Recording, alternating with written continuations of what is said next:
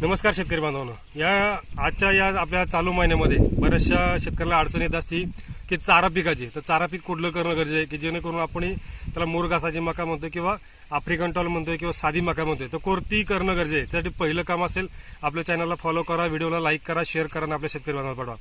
निश्चितच चालू महिन्यामध्ये अर्थात फेब्रुवारी मार्च महिना असेल किंवा एप्रिल मे महिना असेल तर आपल्याकडे असणारे जे पशुधन असेल, अर्थात गाई असेल, म्हैस आहे, बैल आहे किंवा बकरी मेंढी असेल, तर यांना या ठिकाणी चारा देणं गरजेचं आहे. तर त्यातल्या त्यात ओला चारा असेल, सुका चारा आहे, तो देणं गरजेचं आहे. सुक्या चाऱ्यामध्ये आपल्याकडे सोयाबीन भूस असेल, गहू भूस असेल किंवा हरभरा भूस आहे, तो तर आहेच आहे.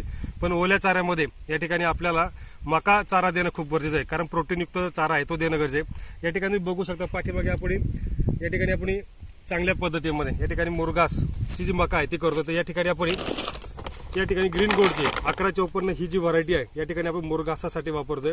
चांगल्या पद्धतीमध्ये एकरी साधारणपणे 25-26 टन, 27 टन, 32 टनापर्यंत या ठिकाणी आपल्याला ॲव्हरेज मिळते, उत्पादन मिळते. या ठिकाणी आपण चांगल्या पद्धतीमध्ये आपण या ठिकाणी मुरघासाची जी मका आहे ती आपण या ठिकाणी करणार आहोत की जेणेकरून आपल्याजवळ असणारा शेळी चारा असेल, बकरी चारा आहे किंवा गाय म्हैस बैल असतील त्यांना जो चारा लागणार आहे त्या ठिकाणी आपण मुरघासासाठी ही चांगल्या पद्धतीमध्ये करणार आहे. ही मका एकरी साधारणपणे 8 किलो या ठिकाणी लागत असते. ती एकरी 8 किलो या ठिकाणी पेरणीसाठी वापरायची. चांगल्या पद्धतीमध्ये मुरघास करून आपल्या जे असणारे शेळी असेल, बकरा असेल, गाय बैल असेल त्यांच्यासाठी आपल्याला या ठिकाणी वापरायचे.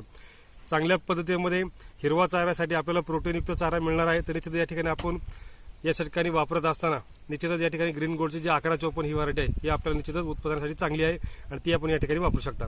निश्चितच ही माहिती आवडली असेल तर व्हिडिओला लाईक करा, शेअर करा, आपल्या शेतकरी बांधवांना पाठवा. धन्यवाद.